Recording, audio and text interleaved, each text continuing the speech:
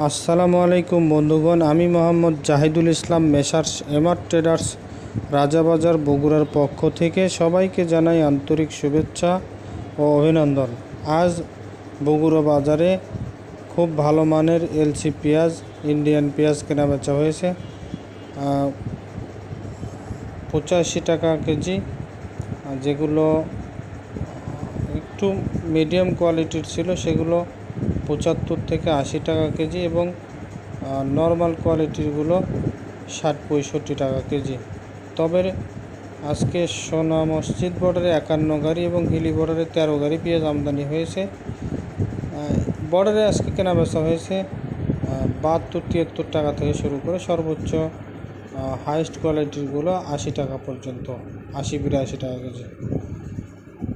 China রসুন quality ভেদে ভালো মানেরগুলো 210 টাকা কেজি, যেগুলো পিওর হোয়াইট। যেগুলো টিস্যু হোয়াইট সেগুলো কেনাবেচা হচ্ছে 205 টাকা এবং নর্মাল হোয়াইটগুলো 195 থেকে 200 টাকা কেজি কেনাবেচা হচ্ছে। তবে রসুনের আমদানি অনেকটাই কমে গেছে মার্কেটে। আমদানি কম হওয়ার কারণে চাহিদা কিছুটা বাড়তেছে, সেই সাথে বাড়তেছে দামও। সামনে একটু দাম বাড়বে বলে আমরা ধারণা করছি এবং এর সাথে দেশি রসুনের দামও বাড়বে।